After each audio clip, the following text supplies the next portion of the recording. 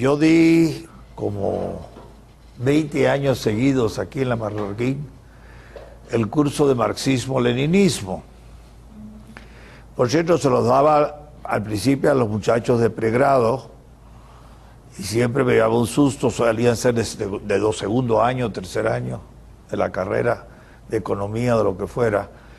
Y ya la tercera semana del curso todos eran marxistas. Entonces tenía que decirles, esperen, esperen que no hemos terminado, esperen que llegamos al final. Viene entonces después la crítica. No lo voy así a hacer ahora porque es otra situación, son 2 días nada más y no quiero aturdirlos con muchas cosas. Yo voy a usar las pocas referencias que voy a hacer al Manifiesto Comunista porque se lo dejo a ustedes leer. La traducción al castellano del Manifiesto Comunista del Partido Comunista Español, la primera traducción al castellano del Manifiesto Comunista en español de 1892. Simplemente tiene un valor de anticuario, pero vale la pena. Y después quiero dividir lo que quiero discutir. Hoy tratar de exponerles qué fue Marx, el marxismo, y el próximo viernes, ¿y qué queda del marxismo? Que es muy interesante. Si alguno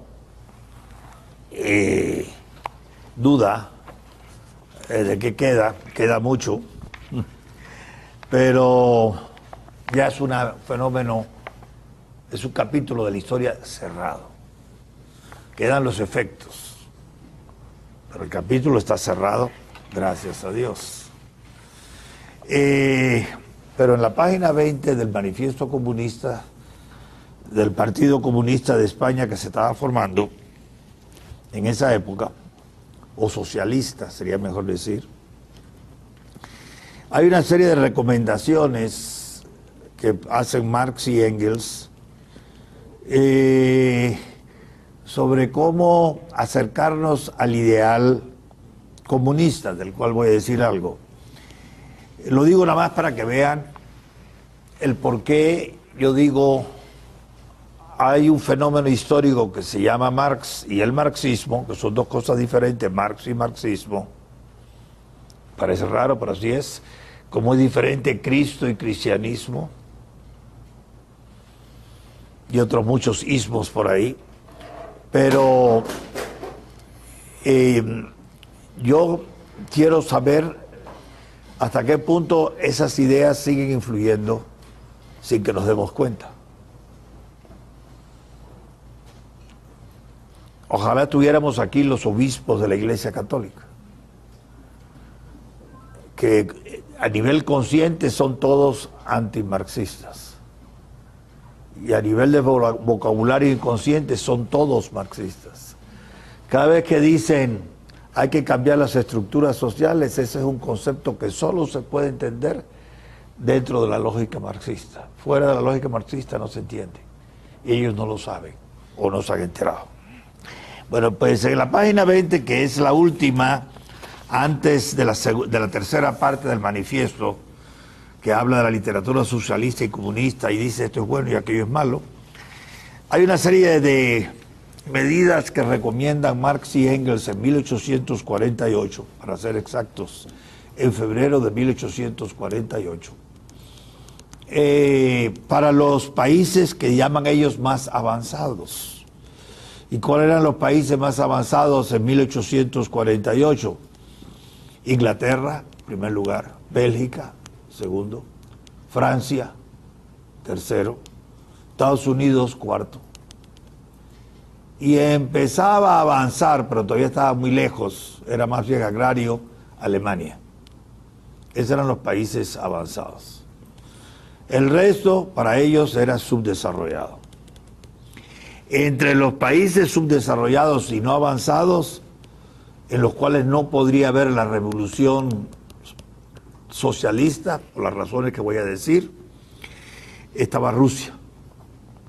Entonces, para Marx y Engels en 1848, Rusia no estaría entre los primeros países que harían una revolución socialista.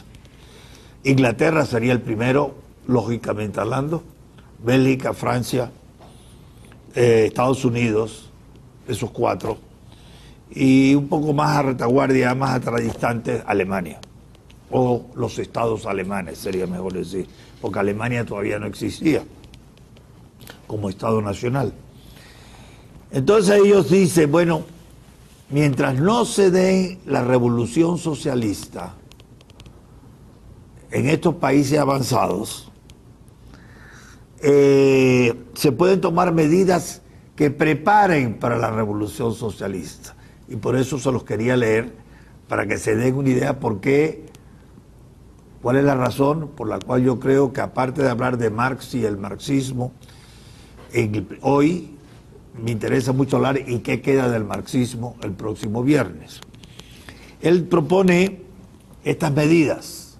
Ustedes me dirán si las reconocen o no. Pero antes, por si acaso, también.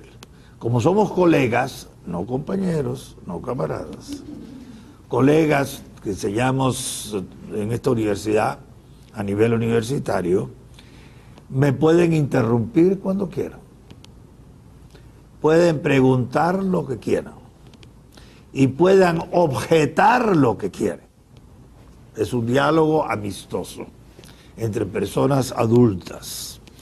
Bueno, la primera medida que ellos proponen, que se puede hacer antes de la revolución socialista, que va a cambiar el mundo en la forma que voy a decir, la primera medida que ya ellos proponen en febrero de 1848, que el manifiesto, es expropiación de la propiedad territorial y empleo de la renta de la tierra para los gastos del Estado. Reforma agraria.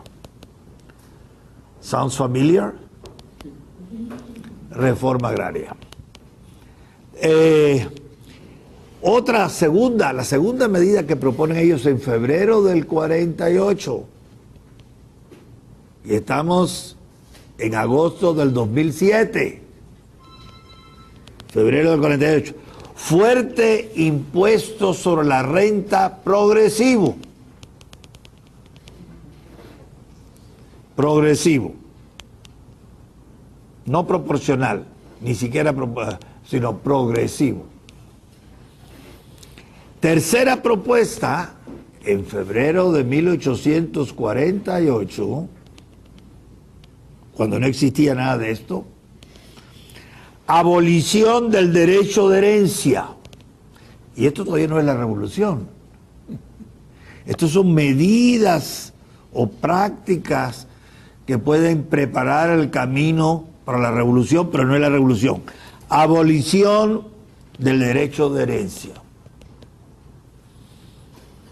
La cuarta medida, que ya se usó en la Revolución Francesa, la primera vez que hablan de algo que ya pasó y que lo tomaron a la letra los castristas en Cuba en 1959, y lo empieza a tomar en cuenta suavemente, sutilmente todavía, Hugo Chávez en Venezuela.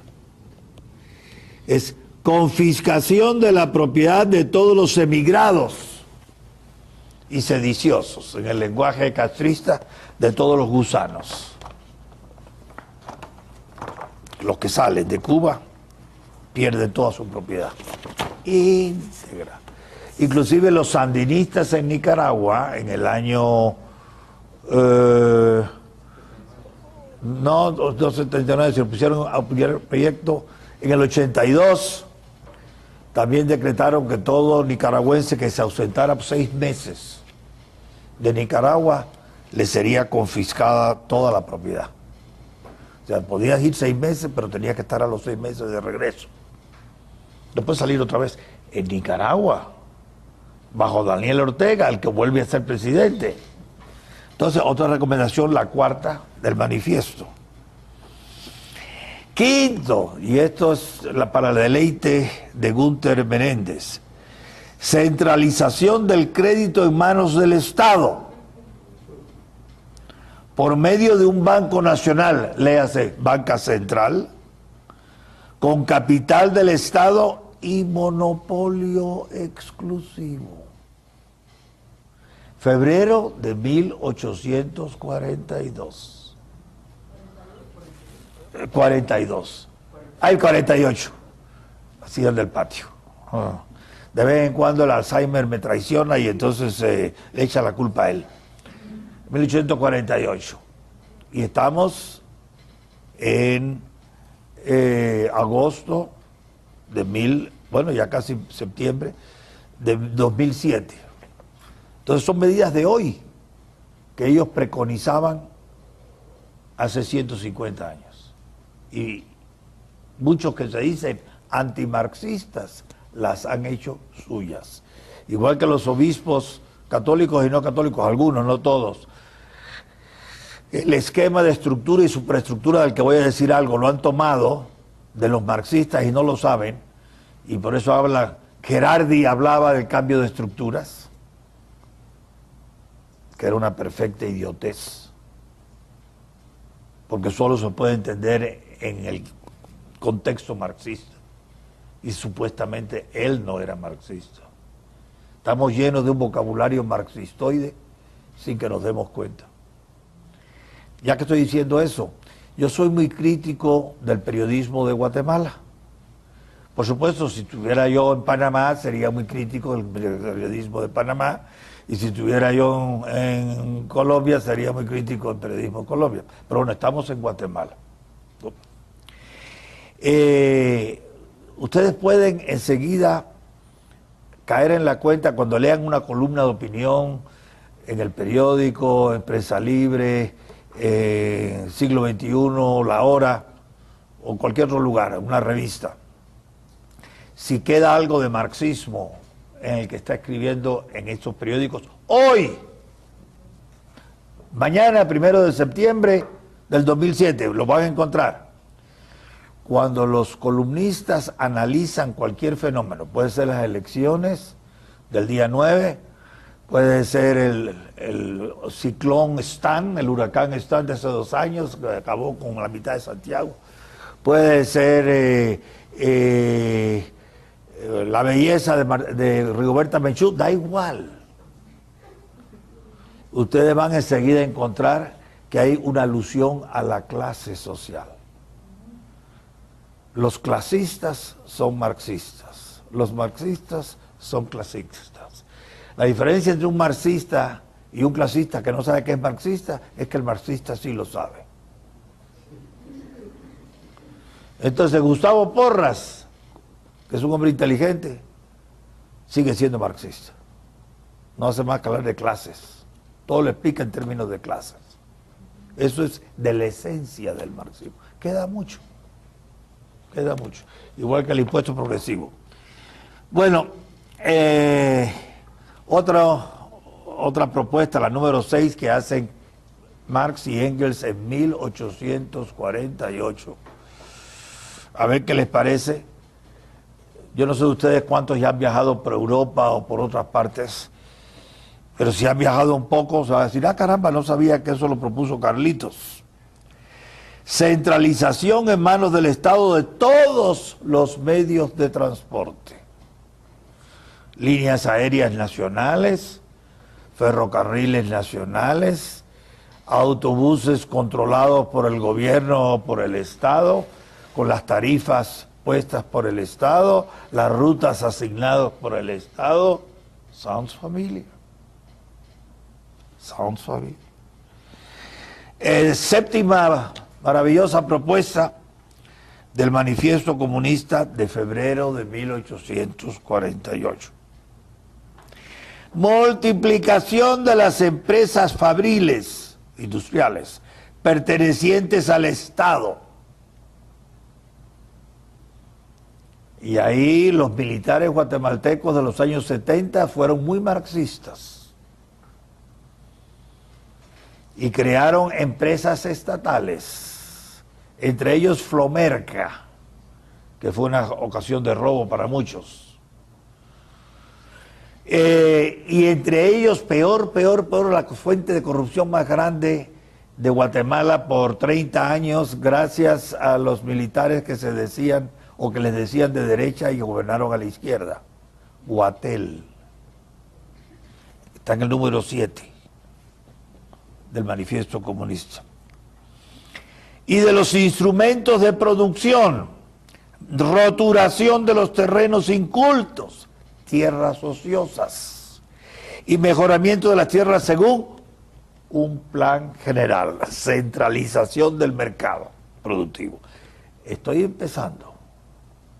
Nada más que estoy poniendo como ejemplo de que el marxismo es un capítulo cerrado en la historia de la humanidad, pero continúa. Continúa. Y la mayoría de la gente que toma medidas marxistoides, incluyendo los varones más espirituales de las iglesias, son marxistas y todavía no se han enterado de ellos. Octavo, obligación, no libertad, eso es de la Marroquín. Obligación de trabajar para todos. Quiere decir que no se va a trabajar para el lucro, para el beneficio, para todos. Como va a decir después la propuesta marxista, en la sociedad sin clases no habrá salarios, no habrá patronos, ni obreros, como dice Óscar Rodolfo Castañeda, otro infeliz. Bueno, no va a haber nada de eso, sino ¿qué va a haber en la sociedad sin clase? Ni San Pablo en el Evangelio se le ocurrió una cosa tan bella, ni a la comunidad cristiana primitiva de Jerusalén. Cada uno va a dar según su capacidad a los demás. Entonces Karin va a dar de sus ideas y de su estilo literario tan fantástico, Ivonne de sus conexiones y de sus experiencias intelectuales, etcétera. Cada uno va a dar según su capacidad a los demás, sin pago, como lo estoy haciendo yo aquí ahora. Yo estoy aquí en la sociedad sin clases. No me están pagando por usar este tiempo por favor de ustedes, y lo hago con mucho gusto y con mucho cariño. Bueno. Pero entonces todos vamos a dar según nuestra capacidad y recibir a través de un contrato. No, eso es capitalista, burgués, corrupto. Y vamos a recibir de los demás según nuestras necesidades. Los demás van a decidir cuáles son nuestras necesidades y qué nos van a dar. De cada uno según su capacidad, a cada uno según su necesidad. Faltaba la palabra hebrea, amén, que significa así sea. Organización de ejércitos industriales. Y son los apóstoles de este credo los que siempre están gritando en Guatemala que la sociedad está militarizada. Cuando la única sociedad militarizada en toda América, completamente, totalitariamente, es Cuba. Con cuyo dictador, otra gran guatemalteca, Rigoberta Menchú, se ha abrazado de besito muchas veces. Y nuestro vicepresidente de la República lo considera su amigo. Y nuestro alcalde actual, su ejemplo, Álvaro Arzú. Me lo dijo a mí, No, que me lo oyeron. Bueno. Entonces seguimos. Ejércitos industriales, particularmente en la agricultura, no propiedad privada, sino soldados. Militarizar el agro. Y por último, esto también, lástima que no está aquí María del Carmen Aceña, educación pública. Nada de que los padres vayan a decidir qué aprenden sus hijos. No, eso es privado, eso no sirve. Pública, el Estado decide lo que tus hijos van a aprender. Y gratuita. Aquí ustedes que son jóvenes profesores de la universidad, contéstenme a esta pregunta para yo tal vez aprender algo muy importante. ¿Existe algo gratis? No. No, el aire puro tampoco es gratis, hay que pagar por la contaminación, para limpiar la contaminación. ¿La luz del sol? Tampoco, porque las nubes te cierran el sol. Ah, para que veas que no es gratis. Yo estudié en Alemania, como dice mi hijo Ignacio, antes de Cristo. Y me acuerdo que en Frankfurt había una agencia de viajes, que después se popularizó el sistema por toda Alemania, que le garantizaba a los turistas alemanes que fueran a Almería, en España, a coger el sol, a pasar el sol del verano,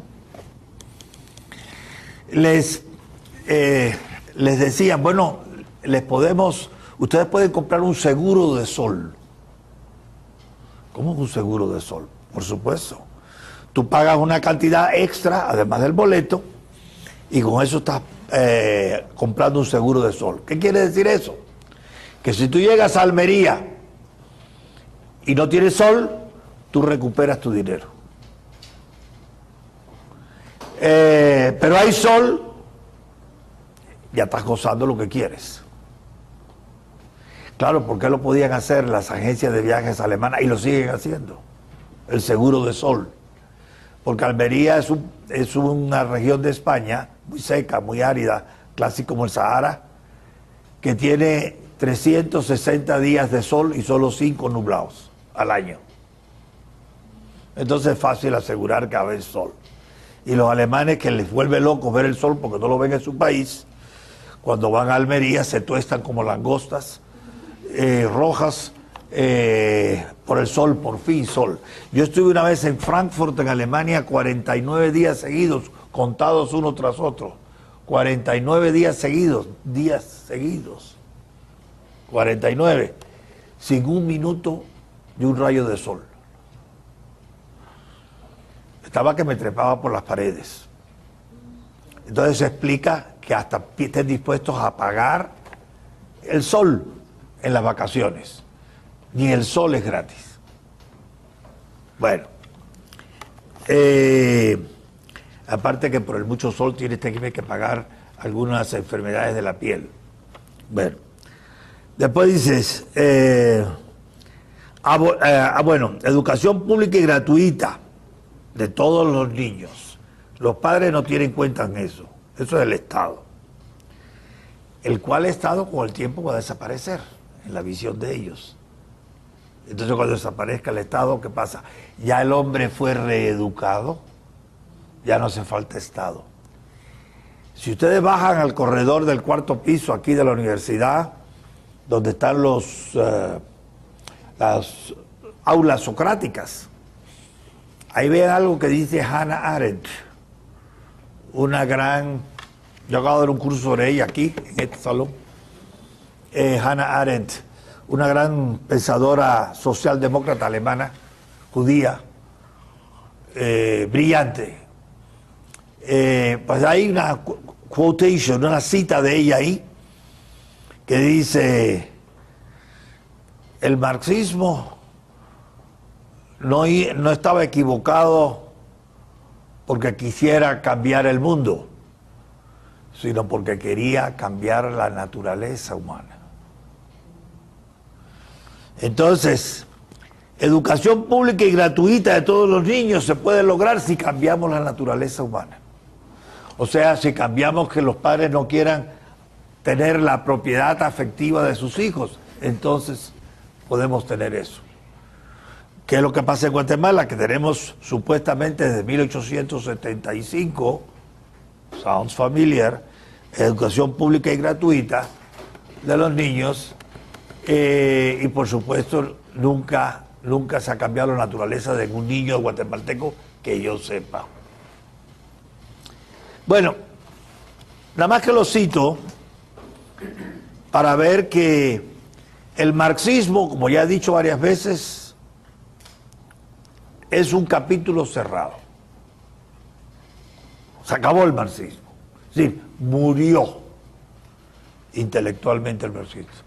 Pero hay muchos millones de personas en el mundo que no se han enterado. Que no se han enterado. Es más, les voy a decir todavía algo más tajante. La visión marxista de Karl Marx de la sociedad, de la historia, de la economía ya era obsoleta desde 1870. 1870, hace ya 140 años. Y la Universidad de Guatemala todavía, hace pocos años, muchos no se habían enterado, la mayoría, de que era obsoleta. ¿Y por qué era obsoleta? Cuando Stanley Jevons, en Inglaterra, y León Barrá, en Suiza, y Carl Menge, en Austria, de distintas vías, de distintas maneras, descubrieron el principio de utilidad marginal,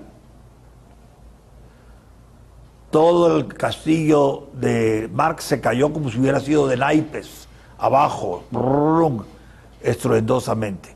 ¿Quién fue el primero que cayó en la cuenta de que el castillo de Marx se caía? Marx, Karl Marx. Y como él era intelectualmente honesto, cosa que los marxistas no son, Karl Marx sí. Entonces, él había publicado en 1867 lo que él creía que iba a ser la obra, el opus magnum, la obra definitiva del marxismo para todos los tiempos, Das Kapital, el capital, un análisis del capital. Ya también trataré de decir por qué eso para él era importante. Publicó el primer volumen en 1867. 3 años después surge el concepto de utilidad marginal por estos diferentes autores que acabo de mencionar. Dice Marx, bueno, porque Marx entre los autores que cita a Karl Menger. Dice, bueno, esto lo tengo que estudiar y refutar como el resto. Y no encontraba cómo refutarlo. Bueno, lo tengo que refutar para poder seguir con la publicación, y no lo encontró.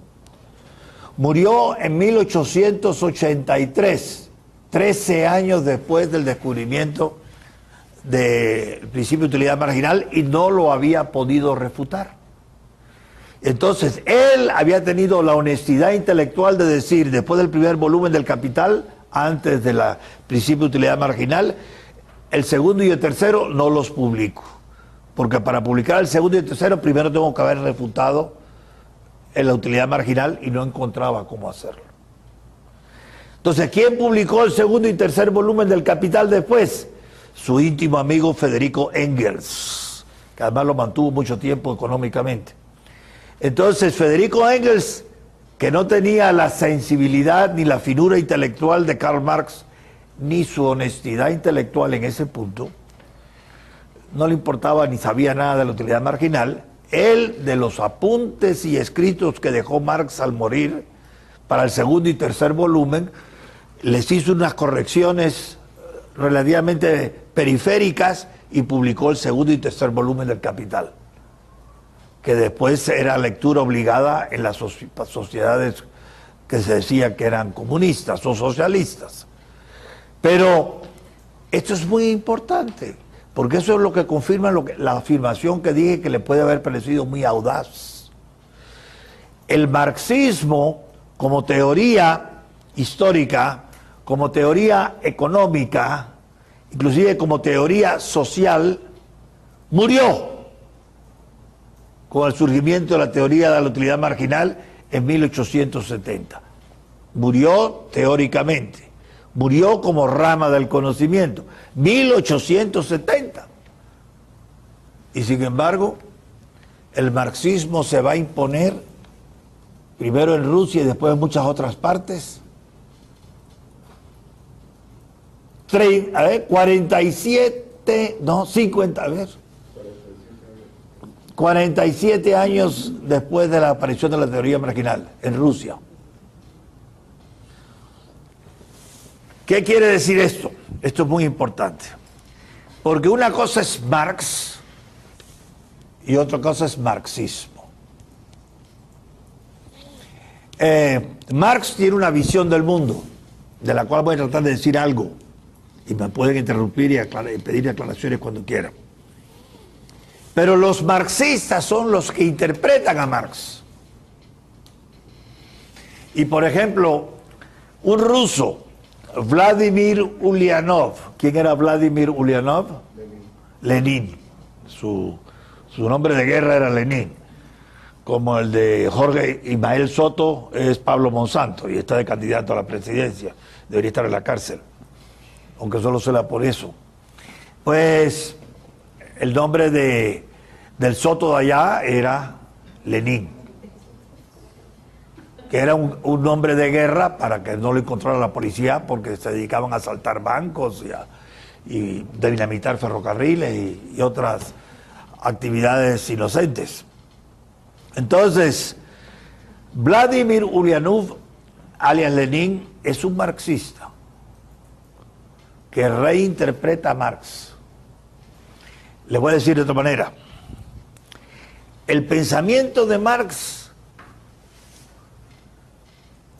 hasta cierto punto, no muy grande, no muy alto, hasta cierto punto, es un pensamiento que se puede presentar en una universidad académico, con otros pensamientos, no como el único válido. Pero hasta cierto punto nada más. Porque en el mundo académico serio,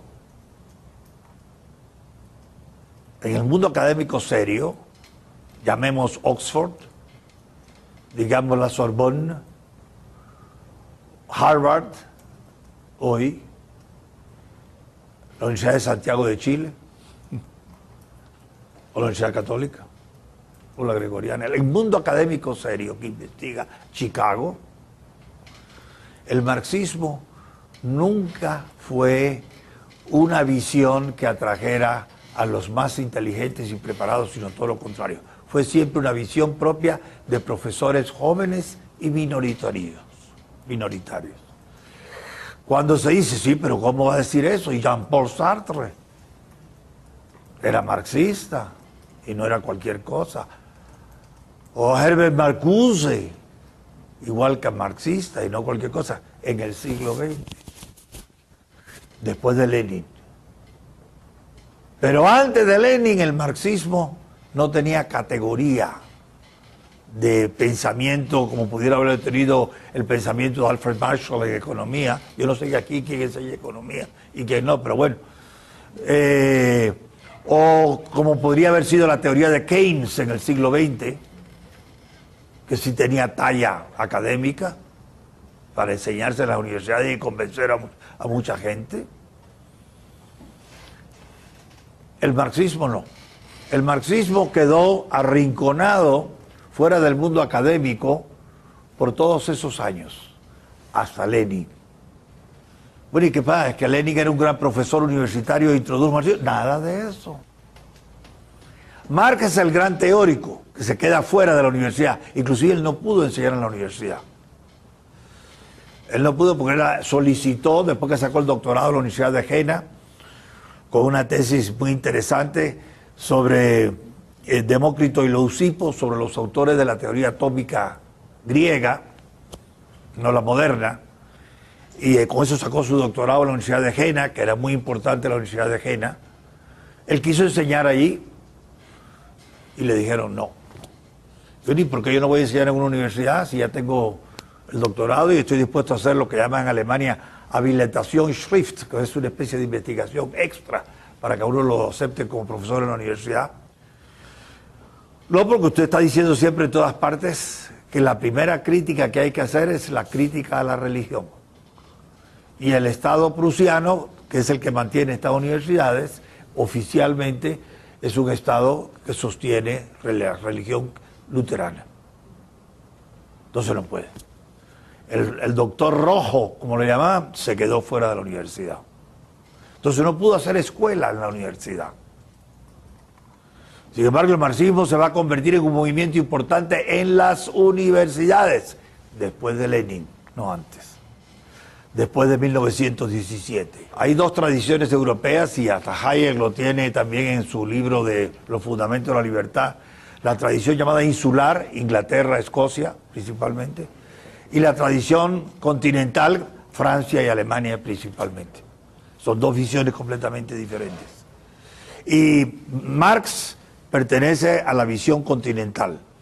Y los Webb, Sidney y Beatrice pertenecen a la visión insular. y que no tienen que ver con Marx. Bueno, conocen a Marx, pueden haber sido influidos por Marx, pero su posición es diferente a la de Marx. Empezando porque ellos no querían revolución. Ellos querían infiltrar con ideas socialistas al establishment inglés, y para eso fundaron la London School of Economics, de la cual se han graduado tantos buenos alumnos nuestros de la Marroquín. Han sacado el doctorado allí. Y ojalá Verónica vaya a sacar su doctorado allí también.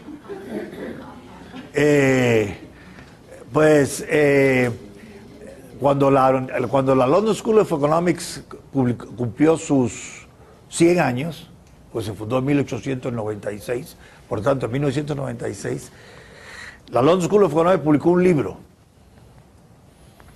para conmemorar los 100 años, con los profesores actuales de la London School of Economics. No fue una antología de profesores de antes, no. Los de ahora cada uno aportó lo suyo. Y el título de la obra de la London School of Economics, fundada por los socialistas Sidney y Beatrice Webb en 1896, para difundir lo que aquí en Guatemala se llamaría la conciencia social o algo así. El título del libro de los 100 años de la London School of Economics se llamaba Freedom. Freedom. Libertad. Y entonces hay un autor, que no recuerdo cuál es, un autor de los tantos que hay en ese libro, tiene un artículo muy interesante sobre la historia de la London School of Economics. Y por supuesto reconoce que fue fundada por los Webb para difundir el socialismo en el establishment inglés, infiltrar las universidades, la burocracia estatal, los sindicatos, tal, con esa idea. Bueno. Y dice el autor, se puede hacer una historia de la London School of Economics. Se puede resumir, por tanto, la historia de la London School of Economics en que el primeros 50 años de su historia se dedicó a minar el principio de la libertad. Y los siguientes 50 años a restituirlo. Entonces la London School of Economics fue un marco para socialistas extremos casi como Harold Lasky, y también para libertarios como Margaret Thatcher. Pero uno es de la primera etapa de la London School of Economics y el otro de la segunda etapa. Entonces los Webb, Inglaterra como siempre, un país rarísimo, donde la gente bebe cerveza caliente, tiene que ir por su camino. Y va por la izquierda de la carretera, al lugar equivocado también, en la dirección equivocada de la carretera. Entonces, los ingleses son un mundo aparte, no cuentan. Pero volvió otra vez queriendo a Marx y marxismo. En realidad, el marxismo era una de tantas escuelas en las universidades que se discutían a veces. Tal vez algunos autores alemanes importantes sí tenían respeto por Marx y se dejaron influir por él. Por ejemplo, todos conocen a Max Weber, que no era marxista, por cierto, pero que escribió su famosa obra La ética protestante y el espíritu del capitalismo para complementar a Marx. O sea, Marx exageró, lo voy a poner más en su lugar. Otro muy importante, por lo menos que yo lo cito mucho en las clases mías de sociología, es Ferdinand Tönnies. Ferdinand Tönnies, el autor de una obra clásica que para los que han tomado cursos de sociología lo deben recordar, Gemeinschaft, así se escribe en alemán, y en inglés y en español, Gemeinschaft und Gesellschaft. ¿Por qué? Porque es como kindergarten.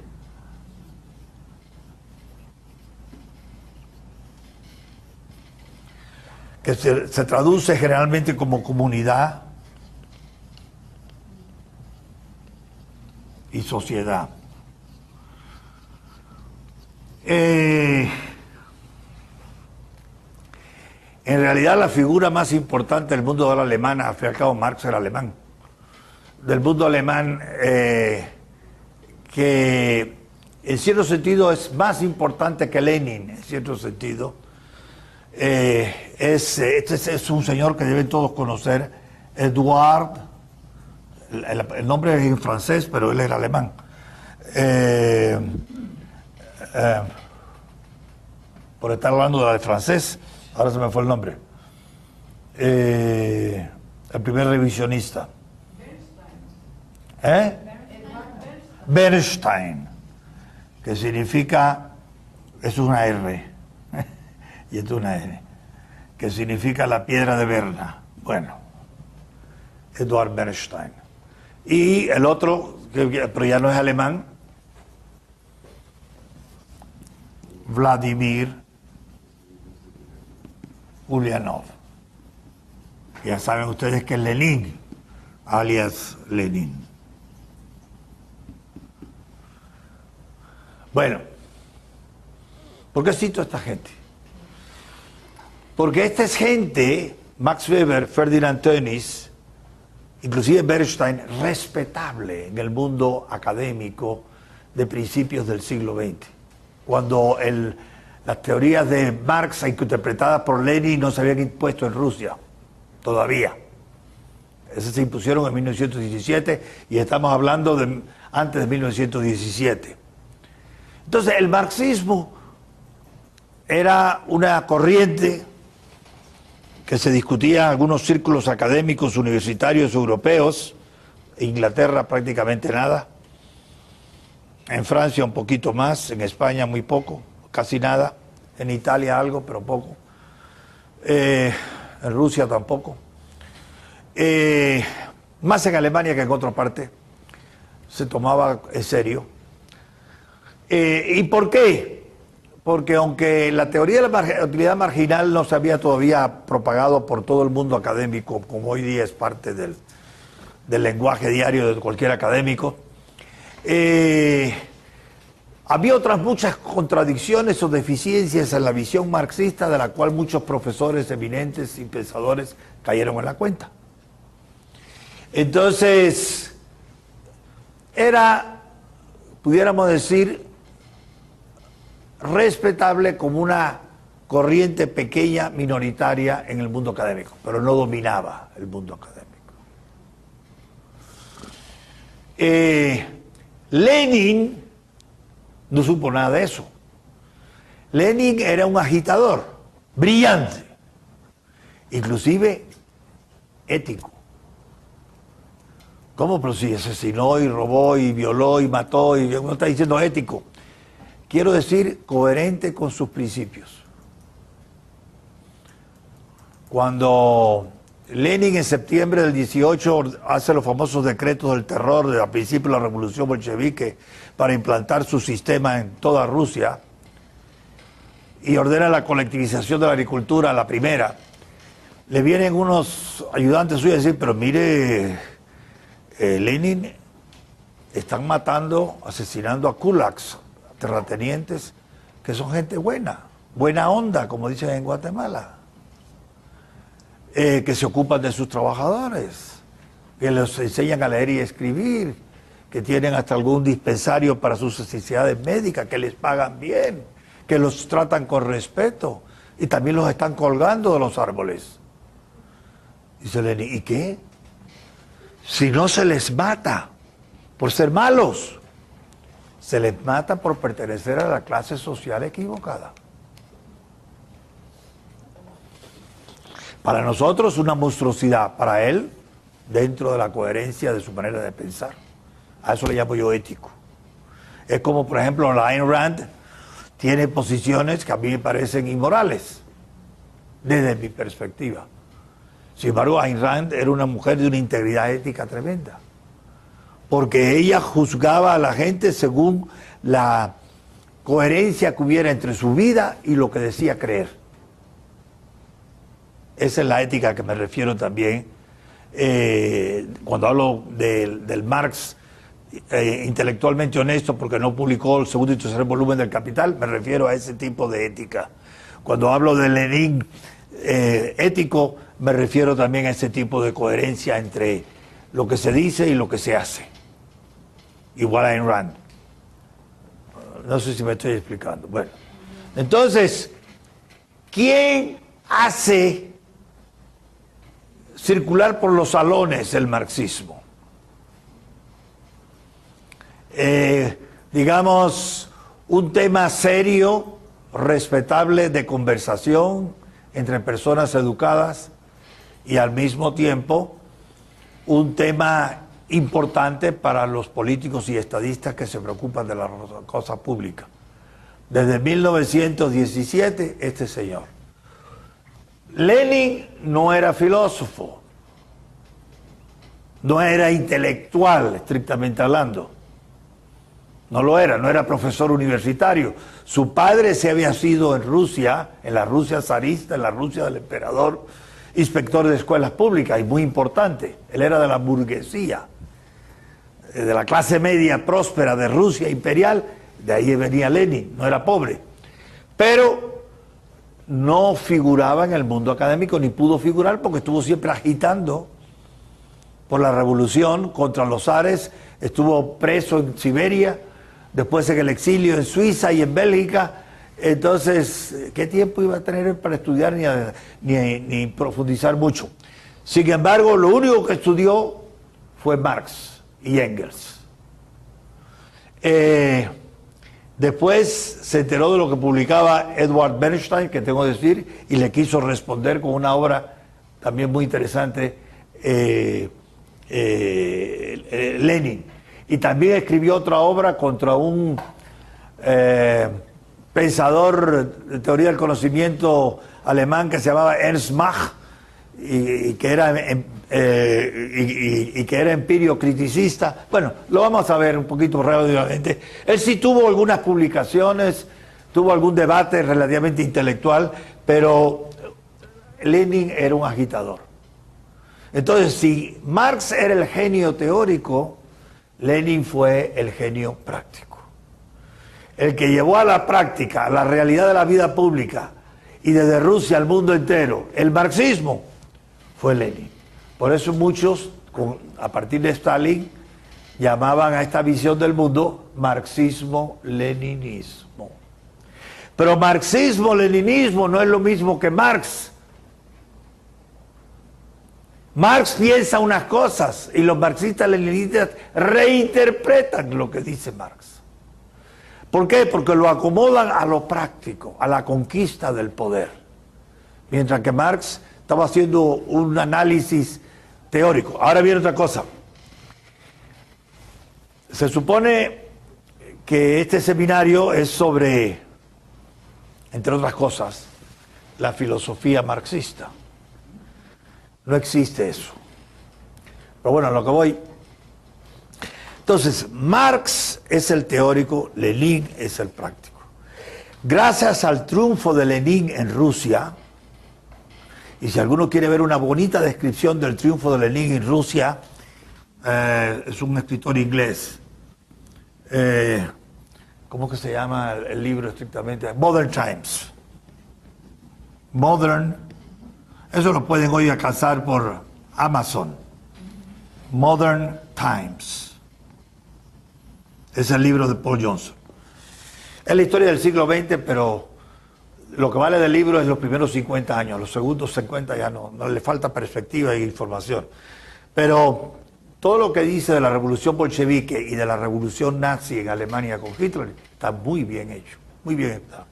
Pues ahí Paul Johnson hace una descripción también del perfil psicológico e intelectual de Lenin y dice algo que es muy interesante.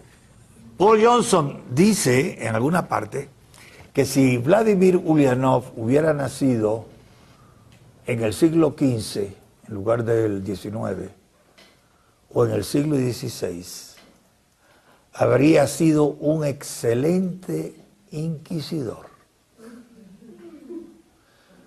Y eso no es una burla de Paul Johnson, todo lo contrario.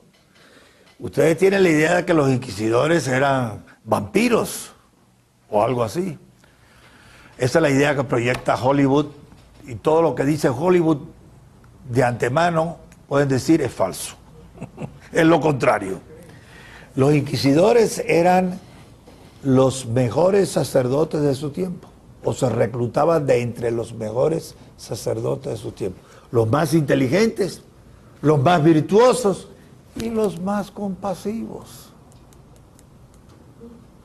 Y la Inquisición significó un avance en el proceso penal de la Europa del siglo XV. No me voy a meter ahora en eso porque si no me voy muy lejos. Lo que pasa es que ellos procedían de acuerdo a un dogma. Ellos decían, es preferible que la gente sufra unos minutos o unas horas en este mundo a eternamente en el infierno. Esa era la lógica con la que operaban. Bueno, Lenin es así. Vamos a hacer la revolución. La revolución va a ser sangrienta, cruel, inhumana, durísima, injusta. Momento, dice Lenin. Pero con eso aceleramos la venida de la sociedad sin clases, donde todos los hombres serán por primera vez en la historia de la humanidad, por fin, libres y felices. Entonces, Lenin, como los inquisidores del siglo XV, justificaba sus medidas como medidas de corto plazo, durísimas, para acelerar la llegada de la sociedad sin clases que había prometido Marx, según el análisis que él hizo. Entonces, no me confundan a Marx y a los marxistas. Como es que sería como confundir a Cristo y los cristianos. No es lo mismo, ni se escribe igual. Entonces, yo voy a hablarles un poco de Marx y un poco del marxismo, un poco, porque ¿qué puedo decir en estas horas? Pero más que me interesa el próximo viernes hablar de lo que queda de Marx y del marxismo, eso me interesa más. Pero bueno, hay una obra todavía, yo les dije que ahí tienen ustedes en su nota en la internet, yo recomiendo 2 obras. Y el viernes siguiente recomendaré una tercera, pero 2 obras muy buenas. Una de un francés, que lo tienen ustedes ahí escrito, Yves Calvet. Y el libro se llama La pensée de Marx, en francés, el pensamiento de Marx, pero está traducido al castellano, creo que por el Fondo de Cultura Económica.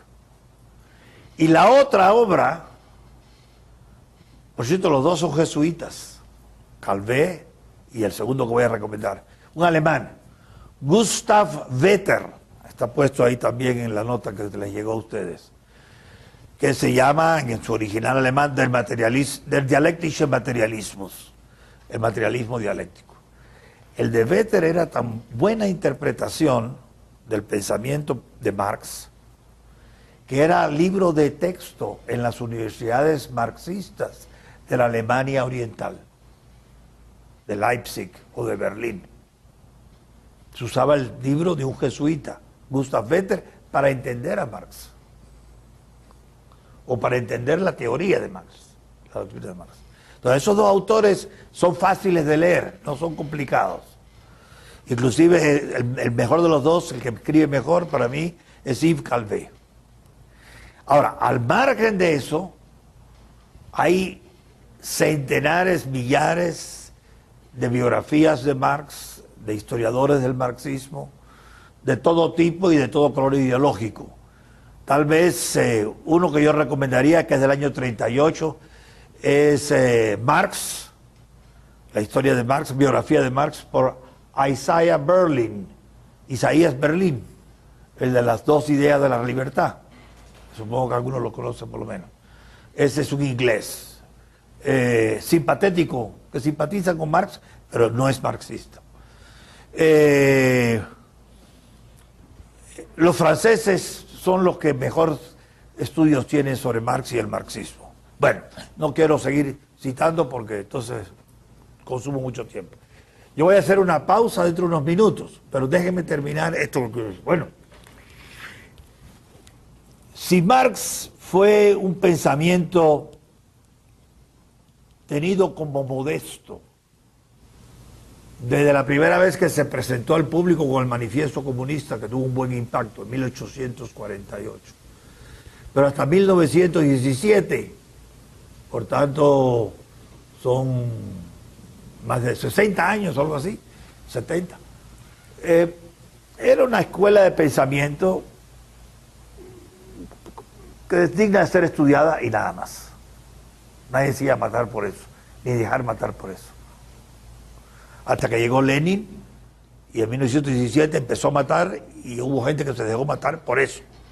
Entonces Lenin fue el hombre práctico que trasladó el pensamiento de Marx a la arena política, de las decisiones políticas. Bueno, si durante todo ese tiempo Marx no fue de tanto peso en el mundo del intelecto, ¿por qué es que una vez que Lenin sabe adaptarlo a la vida práctica y política en la antigua Rusia imperial, se convierte en la figura más influyente del mundo? Les voy a dar un ejemplo. Esto que les voy a decir no lo van a encontrar probablemente en ningún libro, o puede ser que sí, pero es mi cosecha. Miren,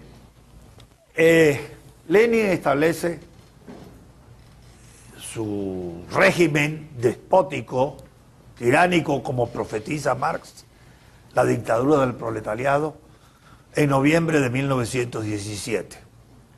En septiembre de 1918 empieza el terror leninista. Septiembre de 1918. Y eso provoca la guerra civil. Y la guerra civil la tienen ganada los comunistas en una forma atroz para 1920. Aquí tengo que añadir un nombre más del marxismo porque es importante.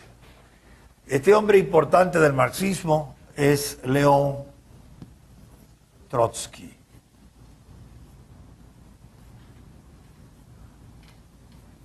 Trotsky. En realidad su nombre original no era León, eso era otra cosa.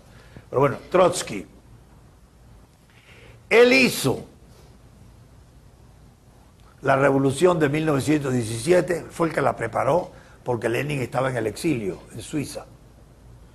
Y cuando la revolución estuvo a punto de derrumbarse hacia 1919, porque al terror de Lenin respondieron los otros con otro terror, y parecía que la revolución bolchevique ahí terminaba, Trotsky salvó la revolución bolchevique por segunda vez. La hizo él en el 17 y la salvó en el 19. ¿Y saben cómo lo hizo? Nada más que para darles una idea de lo que estamos hablando. Por cierto, hay un libro de unos franceses, yo lo tengo ahí en la oficina, que se llama... Ahora se me fue el nombre. Las víctimas del comunismo, donde hace una relación del daño humano que ha hecho el comunismo en el mundo entero y calcula que son más de 100 millones de las personas que perdieron su vida a causa de los comunistas. El libro negro del comunismo. Entonces, pues bueno tener gente aquí que ayuda. El libro negro del comunismo, y si me lo recuerdan, el próximo día se los enseño para que lo vean, porque les puede dar una idea de la realidad y no de la teoría del comunismo. Pero lo que voy es a esto. ¿Saben cómo Trotsky? Los rojos, los bolcheviques, un hombre que acuñó Lenin, estaban perdiendo la guerra civil. ¿Por qué? Porque los opuestos a ellos, que se llamaban rusos blancos, eran los oficiales profesionales del ejército del zar. Eran militares de carrera. Y en cambio los bolcheviques eran una partida de peludos alborotados, anarquistas, tipo URNG, que no podían enfrentarse a un ejército bien organizado, como también aquí el ejército lo derrotó. Y Eduardo Stein lo salvó. Pues estaba perdida la guerra civil. Entonces dijo Trotsky, yo necesito oficiales profesionales. Pero si yo recluto a los oficiales profesionales del ejército imperial, esos no van a querer luchar contra sus camaradas. Más bien está en contra de nosotros. Bueno, ordenó a todos los oficiales del antiguo imperio, ejército imperial, que estaban en territorio controlado por los bolcheviques, de presentarse en las prefecturas de cada lugar para ser incorporados al ejército como oficiales. Y los oficiales dijeron, bueno, lo haremos, porque diría, probablemente, en cuanto tenga al frente un mando de tropas, me vuelvo contra los comunistas, ¿no? Ah, pero le dijo Trotsky, si ustedes retroceden sin tener órdenes para retroceder, o si ustedes pierden una batalla, ustedes no van a ser castigados, sus familias serán todos ejecutados, su madre, su padre, su esposa, sus hijos, sus hermanos, todos. Y eso se lo dijo a 60.000 oficiales, 60.000 familias íntegras, varias generaciones, que serían aniquilados si ellos retrocedían sin permiso o si ellos perdían un encuentro militar. Como estaba en juego su familia, entonces esos militares naturalmente pusieron todo su esfuerzo por no retroceder sin permiso y por no perder ningún engagement, ningún encuentro militar, y así ganó la guerra los bolcheviques sobre los que estaban opuestos, con los oficiales que no querían luchar por ellos, pero que sabían que si no luchaban por ellos, su familia pagaba, no ellos. Es una forma de chantaje con el suicidio altruista.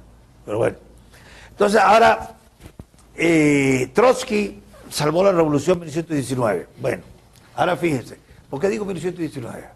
Esto es, les puede servir de algo. De 1919, cuando triunfa el Ejército Rojo, hay simpatías en el mundo occidental muy grandes para la revolución en Rusia. El sistema zarista era impopular.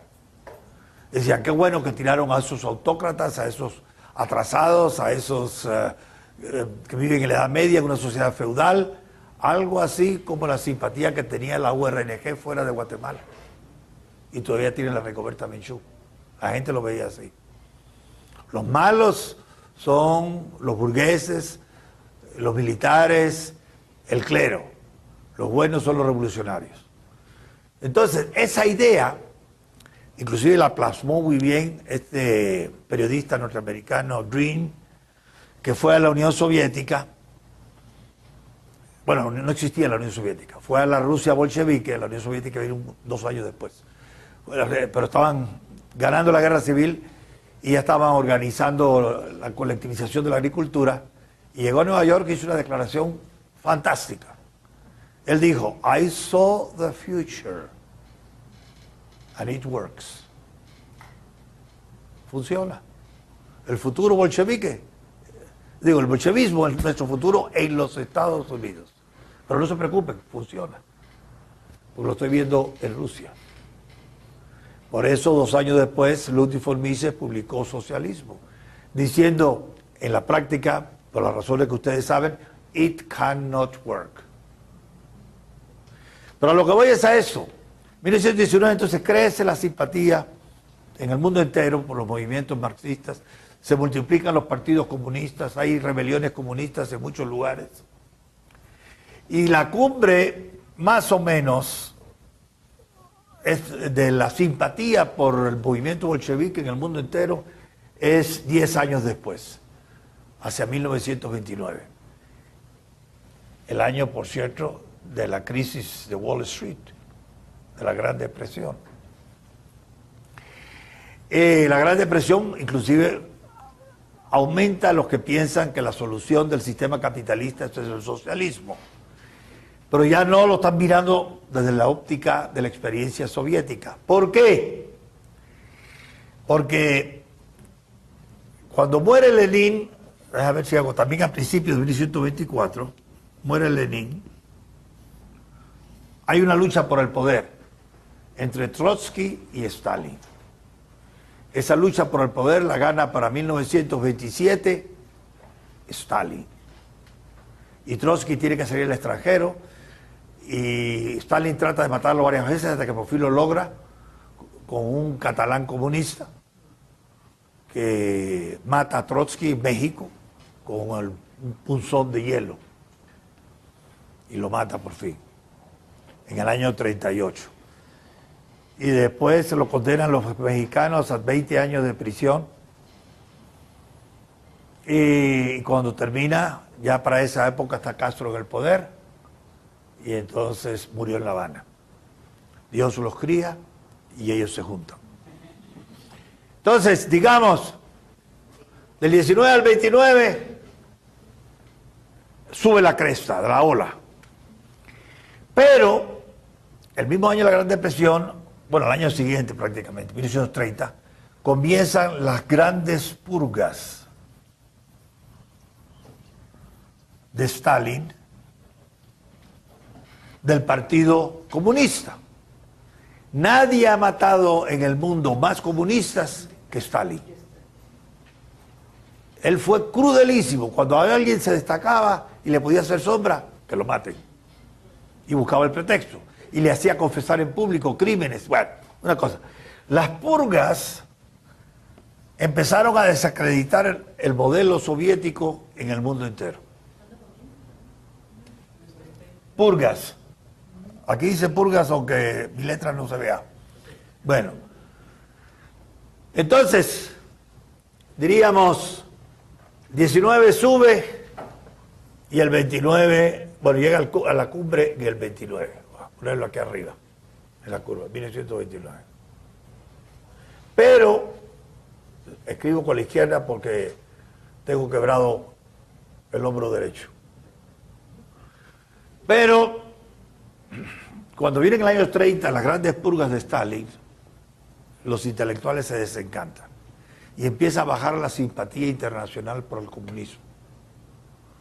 En Europa, en América, en todas partes. Siempre hay marxistas, pero son minorías. Y eso también lo tengo que tocar un poquito. ¿Por qué?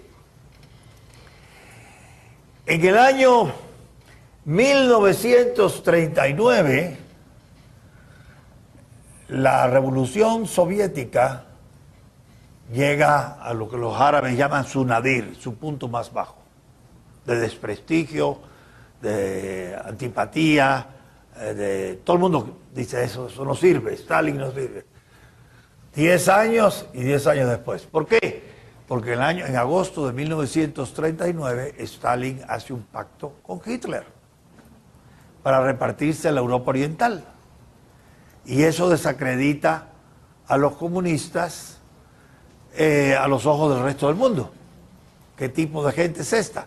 Además, en el 39 termina la Guerra Civil Española y en parte la República Española es vencida por la traición de los comunistas españoles por órdenes de Stalin. E inclusive Stalin se queda con el oro de la reserva del Banco Nacional Español y nunca lo devuelve. Entonces muchas cosas hacen que... Entonces, lo que estuvo a su máxima altura en 1929, para 1939 estaba completamente abajo. Y se hubiera quedado abajo. Pero ¿qué pasó? En 1941, el aliado de Stalin, Hitler, lo ataca. Y fue un desastre para Rusia eso. Lo ataca. Los alemanes estuvieron a punto de triunfar. ¿Por qué los alemanes no triunfaron cuando llegaron hasta las puertas de Moscú? No fue por el... Bueno, sí fue por el invierno, pero... No, lo voy a decir muy rápidamente, nada más que para que tengan una edición un poco más completa. Alemania y Japón estaban aliados. Y Stalin hizo un pacto secreto con el gobierno de Tojo en Japón, en la cual el pacto, la Unión Soviética proveería de petróleo a Japón, que estaba corto de eso, a cambio de que Japón no atacara al ejército soviético en el oriente, o sea, en Siberia, porque allá había habido una guerra entre Japón y la Unión Soviética, que la había ganado la Unión Soviética, pequeña guerra. Entonces, hicieron eso en secreto y Japón no le informó a su aliado Hitler. Entonces Stalin pudo sacar todo su gran ejército que tenía en Siberia y que los alemanes no sabían que estaba libre, que no se iba a quedar allá, porque los japoneses habían prometido no atacar. Y el 6 de diciembre del 41, cuando estaban los alemanes mirando las cúpulas del Kremlin, de pronto, de la nada, surgen 200.000 hombres entrenados, aguitados al frío de la Rusia, que atacan por sorpresa a los alemanes y le dan la primera derrota a Hitler, después de 2 años de victorias consecutivas. Entonces, y por supuesto se viene el invierno y ahí sí que, como Napoleón, ahí se acabó. Ahora, lo que me interesa es esto. Entonces, en 1941,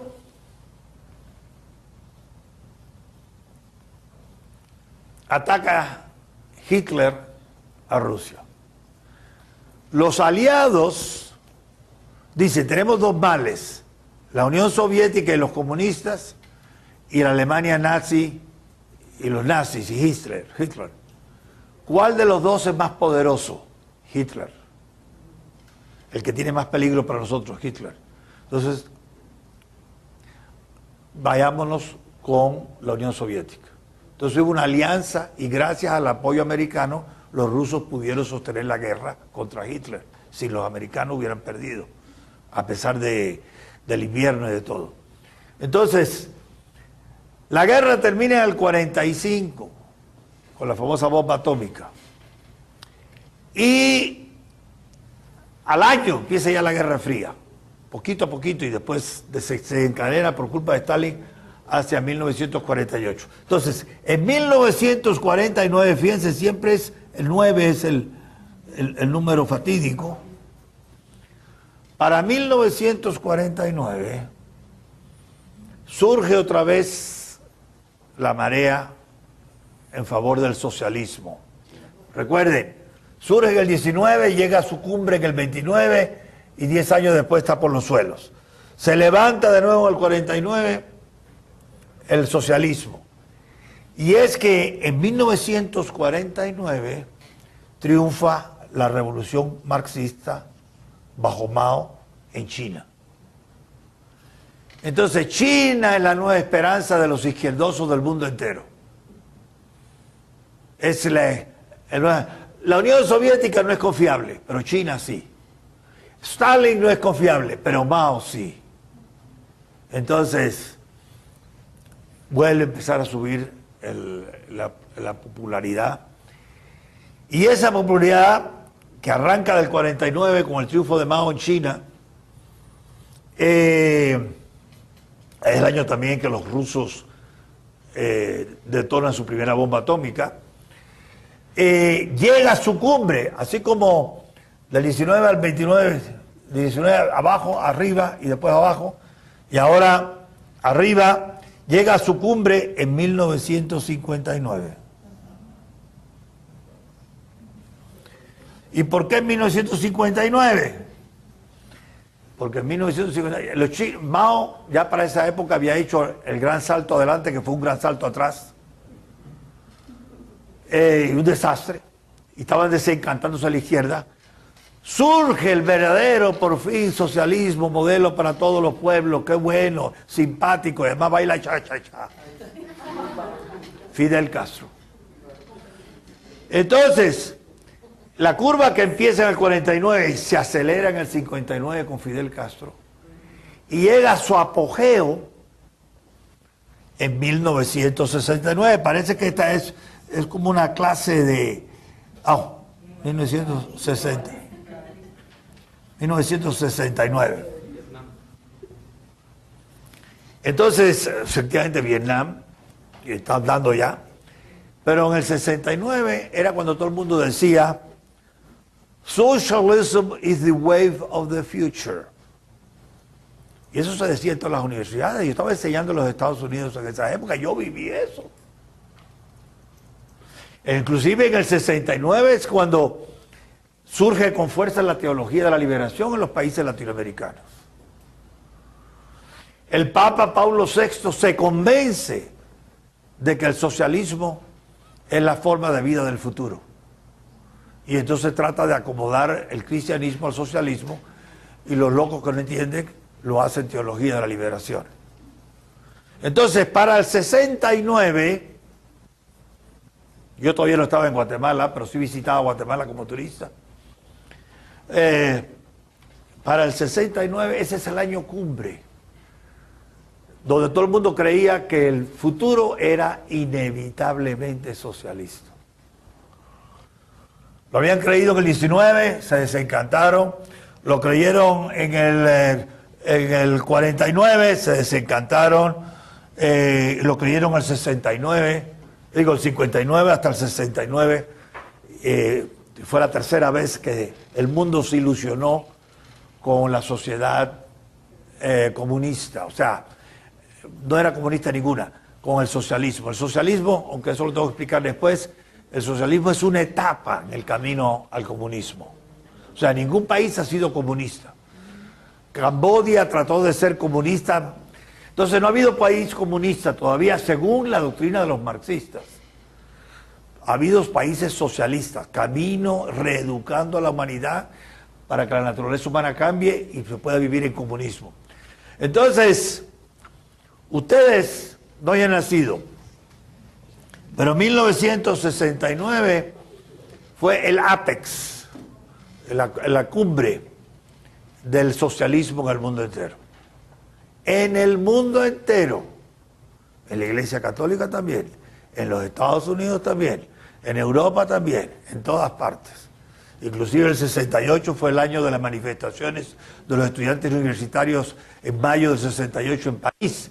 Y Jean-Paul Sartre y Herbert Marcuse y toda esa partida de idiotas agarrados del brazo, cantando la Internacional y marchando por los Champs-Élysées en París. Bueno. ¿Perdón?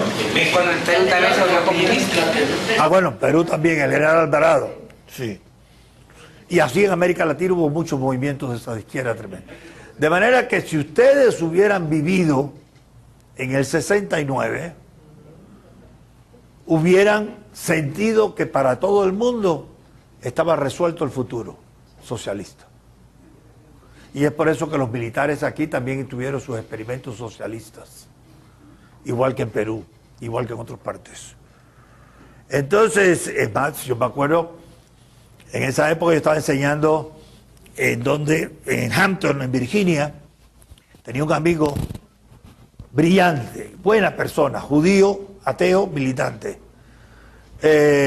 y marxista. Y cuando yo le decía, pero mira, ¿qué socialismo es ese? Ese es el de la Unión Soviética, que eso es un desastre por esto y esto y esto. Y le decía, así es. Y el de China es un desastre por esto y esto y esto. Así es. Y el de Vietnam y el de Camboya, así es. Todo me lo concedía. Le digo, entonces, ¿por qué tú sigues siendo marxista? Dice, porque el marxismo en los Estados Unidos será diferente. Eso lo oí todo el tiempo. Todo el tiempo. En Cuba también. Decían los cubanos, el último país que será comunista en el mundo es Cuba. Y están muertos o en el exilio o en la cárcel, los que decían eso. Entonces, no tienen idea. No tienen la más remota idea de lo que era pensar de otra manera hace cuánto tiempo de eso, medio siglo, bueno, años 69, 40 años. No existía nada.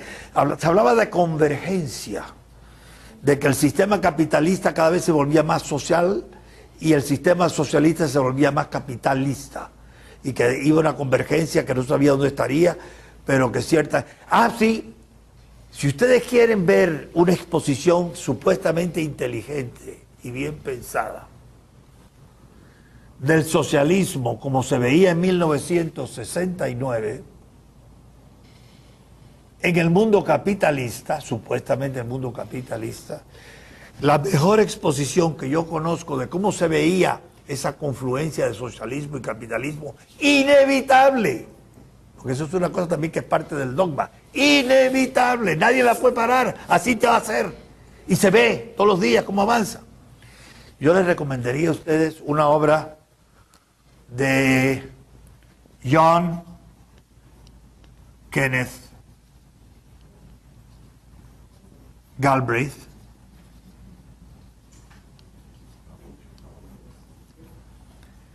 que se llama The New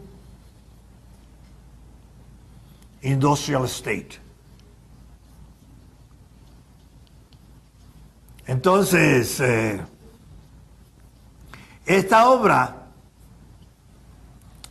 de Galbraith es un análisis de por qué el capitalismo tiene que desembocar en el socialismo. Porque la estructura, Igual que decía Marx que el mercado tiene que explotar y concentrar el poder en pocas manos, etc. Igualmente el New Industrial State tiene que terminar siendo socialista, con economía planificada. Y si tuviéramos tiempo me dedicaba ahí a esos 10 minutos, pero no tenemos tiempo, lo voy a dejar aquí, pero ustedes lo pueden leer. The New Industrial State de John Kenneth Galbraith, y es del año más o menos 69 o 70. 69 o 70. Muy interesante eso, pero fíjense, todavía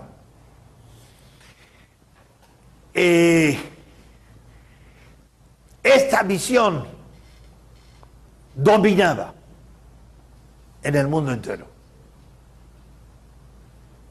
Dominara. Ahora ya se acabó. Eso es lo sorprendente.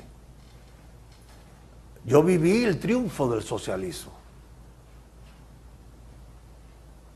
Y además aplastante, inevitable. Y sin embargo, súbitamente, a partir del año 70, empieza a caer otra vez la cosa. Así como había caído en el 29, a partir del 29, así como había caído a partir del 49 o antes, así empezó a caer en el 69. Para 1970, la marea empieza a retroceder. Hasta el día de hoy. Si ahora va a haber una sociedad poco libre, no será por el marxismo. Habrá que buscarlo en otras fuentes de pensamiento como el ecologismo, pero no por el marxismo. ¿Sí? En el 79 los sandinistas también. Bueno, sí, pero eso era ya cosita pequeña, últimos ecos, ¿no? Y no se lograron afianzar, no pudieron. Porque si se hubiera dado el avance hacia la convergencia de que hablaba Galbraith entre socialismo y capitalismo para el año 69, entonces, bueno, era tal la certeza de esto, eso es otra cosa. Hay otra obra que me permito recomendarles. George Orwell, 1984. Él estaba convencidísimo. Él escribió eso en el año 48. Se le dio el periodo de la guerra, pero se lo permitieron publicar en el año 48 porque durante la guerra no se lo dejaron. Pues en 1948, George Orwell, que era un socialdemócrata británico, que había luchado con las brigadas internacionales de la Guerra Civil Española y que tenía muchas obras, un hombre muy perceptivo, publicó en 1984 la idea cómo iba a ser el mundo para esa época. Y ya lo pasamos. Pero lo estaba viendo 30 años antes. El Big Brother, que era Stalin. Bueno, el equivalente a Stalin o a Hitler. Pero es inevitable, todos vamos a vivir en una sociedad diferente, socialista, donde lo colectivo es lo importante y no lo individual. China, el primer contacto entre Nixon, jefe del mundo que no quería ser comunista, y Mao es en 1970. Bueno, 71, empieza el 70 y se concreta la visita en el 71. Y Mao muere en el 79, a principios del 79. Y entonces, ya cuando Mao muere, la ilusión de China ha desaparecido, se ha evaporado en el resto del mundo. El único que ha dado ahí un poquito era Castro, pero también se había disminuido mucho. Entonces, viene Deng Xiaoping y empiezan las verdaderas reformas en China en 1982. Y no han parado hasta hoy. Por eso aquí está el doctor Roberto Blum, una eminencia de la República de Durango, no sé si sabe dónde es, y un hombre cosmopolita, ¿sí? República Socialista. A mí me gustaría, por ejemplo, comentar que Deng Xiaoping, una de las cosas que dice y que de alguna manera comienza este proceso de cambio dice, es glorioso ser rico, es glorioso producir. Es decir, de alguna manera cambia dentro de la posición maoísta, cambia la idea de que todo el mundo debe ser igual, y entonces Deng Xiaoping, este señor que además había sufrido persecución durante la época maoísta, la revolución cultural y todo, dice, es glorioso ser rico. Y por otro lado él dice, él tiene frases así muy bonitas y dice, no importa el color del gato, con tal que se hagan ratones, ¿verdad? Es bien importante el pragmatismo de Deng Xiaoping, ¿no?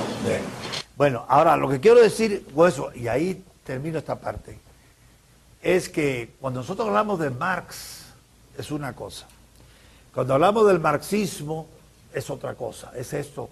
El marxismo realmente se tiene en cuenta en el mundo a partir de 1917. Antes fue una visión provocativa en los círculos intelectuales, pero no mucho más. Hubo algunos intelectuales serios que profundizaron esto, pero el más interesante para mí, y eso lo voy a tener que hablar después, es este, Edward Bernstein. Y diré por qué. Pero lo que quiero decir es que ustedes son jóvenes y no vivieron esto. No, estaban muy chiquitos y los niños no discuten política. Entonces, ustedes no vivieron eso. Gracias a Dios. Como decía un gran autor alemán que publicó su obra en 1939, todavía recuerdo, se llamaba Narbeck. Escribió una obra muy bonita que se llamaba La noche quedó atrás. Y eran las luchas de los comunistas en Alemania contra los nazis. Y él escapó de ambos y terminó en los Estados Unidos. Y entonces, como resumen de sus experiencias, dijo, la noche quedó atrás. Bueno, para ustedes esto es noche, de la cual no saben mucho. Quedó atrás. Para el doctor Blum y para mí,